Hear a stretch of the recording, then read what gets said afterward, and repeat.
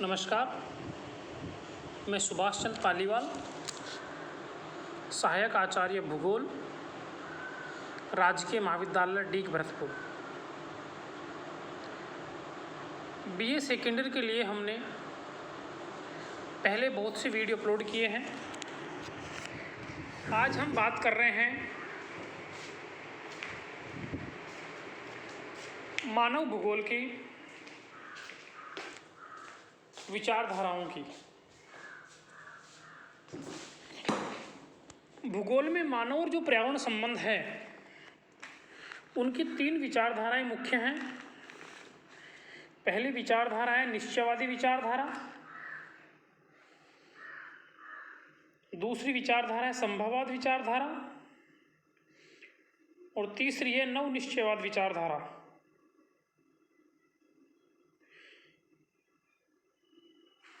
इस विचारधाराओं में हम ये जानने का प्रयास करेंगे कि मानव और प्रकृति के बीच किस प्रकार का रिलेशनशिप है, किस प्रकार का संबंध है, मानव प्रकृति को कैसे प्रभावित करता है और प्रकृति मानव को किस तरह से प्रभावित करती है। जो निश्चयवाद विचारधारा है यह मुख्य रूप से जर्मन विचारधारा है। जर्मन विद्वान फ्रेडरिक रेडजेल को इस विचारधारा का प्रतिपादक माना जाता है। इस विचारधारा में प्रकृति को सर्वेसर्वा माना गया है और मानव को प्रकृति का दास माना गया है। दूसरी विचारधारा है संभववाद विचारधारा। यह विचारधारा फ्रांस से संबंधित मानी गई है और इस विचारधारा के मुख्यतः प्रतिपादक है Paul Vidal de Blache. Blache ने कहा है कि प्रकृति एक सलाहकार से ज़्यादा कुछ भी नहीं है, यानी मानव प्रकृति का दास नहीं है। मानव सर्वेसर्वा है, प्रकृति सर्वेसर्वा नहीं है। जब यह बात आने लगी, एक विचारधारा कह रही है कि मानव सर्वेसर्वा है, एक विचारधारा कह रही है प्रकृति सर्वेसर्वा है, तो इस तरह से भूगोल में, मानव भूगोल में एक द्वैतवाद की स्थिति उत्पन्न हो गई। फिर क्या होता है कि एक ऐसी विचारधारा निकल के आ सकती है जो मध्यम मार्गी विचारधारा जिसको हम कह सकते हैं, एक बीच का मार्ग निकल कर आता है और वह विचारधारा है नवनिश्चयवाद विचारधारा। नवनिश्चयवाद विचारधारा अमेरिकन विचारधारा मानी जाती है और इस विचारधारा के प्रतिपादक है ग्रिफिथ टेलर।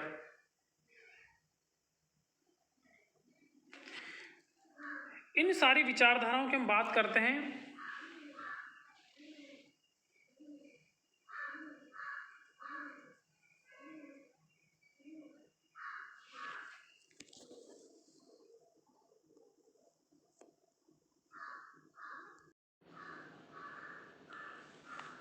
इन तीनों विचारधाराओं में आप स्क्रीन पे देख रहे हो, ये गलती से टाइप हो गया संभववादी। हम बात करेंगे सबसे पहले निश्चयवादी विचारधारा। इस विचारधारा के जो प्रमुख समर्थक है आपको स्लाइड में दिख रहे होंगे। अरस्तु है, फ्रेडरिक रेडजेल है, हिप्पोक्रेट्स है, अलेक्जेंडर वान हम्बोल्ट है, कार्ल रिटर है, कुमारी सैम्पुल है और हंटिंगटन है और अनेक विद्वान हैं जिन्होंने निश्चयवादी विचारधारा का समर्थन किया है।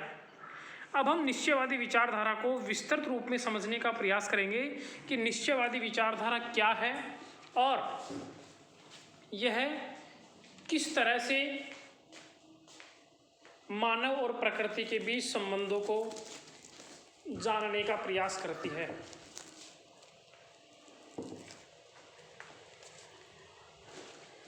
निश्चयवादी विचारधारा को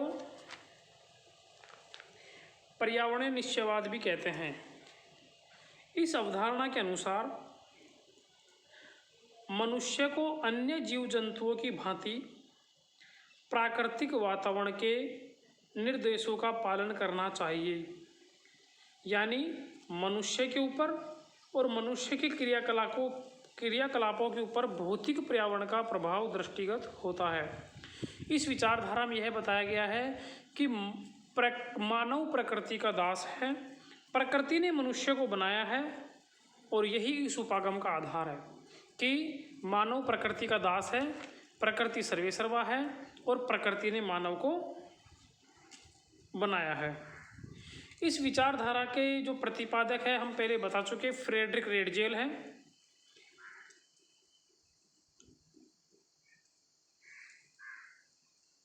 इस विचारधारा का जन्म और विकास जर्मनी में हुआ। इस विचारधारा के जनक और प्रतिपादक जर्मन भूगोलवेत्ता फ्रेडरिक रेडजेल को माना जाता है। रेडजेल महोदय बताते हैं कि प्राकृतिक पर्यावरण के सभी तत्वों, धरातल की बनावट, जलवायु, वनस्पति आदि में तथा मानव के मध्य जटिल संबंध पाए जाते हैं। फ्रेडरिक रेडजेल कहता है कि हमारी बुद्धि, संस्कृति, सभ्यता की तुलना एक पौधे के तने से की जा सकती है। हमारी बुद्धि, संस्कृति, सभ्यता की तुलना एक चिड़िया की स्वच्छंद उड़ान से नहीं की जा सकती, क्योंकि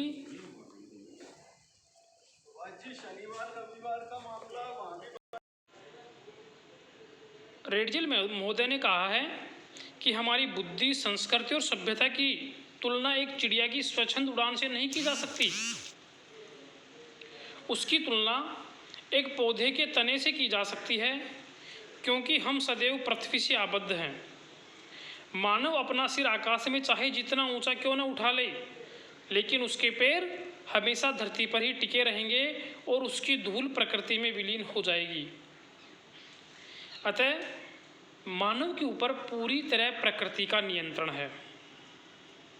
अरस्तु महोदय ने कहा है, अपनी पुस्तक है, इनकी पुस्तक पॉलिटिक्स, राजनीति में इन्होंने लिखा है कि यूरोप के ठंडे देशों के निवासी बहादुर होते हैं, यानी यूरोप के निवासियों पर उसके जो जलवायु वहाँ का प्रभाव पड़ा है, किंतु विचार और तकनीकी कौशल में कमी पाई जाती है। इसके विपरीत एशिया के लोग विचारवान और कुशल होते हैं, लेकिन उत्साही नहीं होते हैं।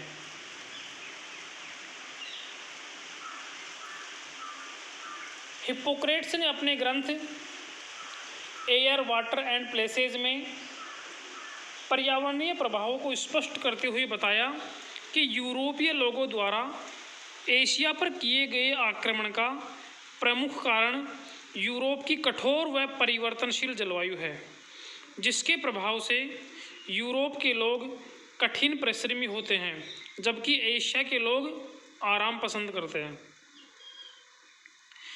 इस तरह से लगभग जितने भी समर्थक विद्वान हैं, इन्होंने मानव के ऊपर प्रकृति के नियंत्रण की बात की है। इसी संदर्भ में कोलरेटर और हम्बोल्ट का नाम भी आता है। हम्बोल्ट ने अपने ग्रंथ कोसमोस में पर्यावरणीय शक्ति को सर्वोपरि मानते हुए लिखा है कि भूमध्य सागरीय सभ्यता के विकास में वहाँ की जलवायु की महत्वपूर्ण भूमिका रही है, अर्थात प्राकृतिक शक्तियाँ प्रभावशाली रही है। इसी तरह से चार्ल्स डार्विन की एक पुस्तक आई थी, ओरिजिन ऑफ स्पीसीज, जीवों की उत्पत्ति। उसमें जीवों के विकास और पर्यावरण का घनिष्ठ संबंध बताया गया है। उसके अनुसार मानव समाज का विकास प्राकृतिक वातावरण के आधार पर ही होता है।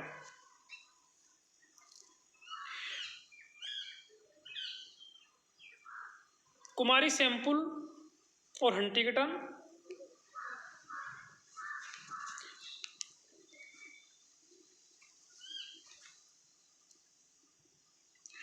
कुमारी सैंपल ने, जो रेडजेल की एक प्रमुख शिष्या थी, यह अमेरिकन महिला है, इन्होंने किताब लिखी इन्फ्लुएंस ऑफ जियोग्राफिकल एनवायरनमेंट, भौगोलिक वातावरण के प्रभाव।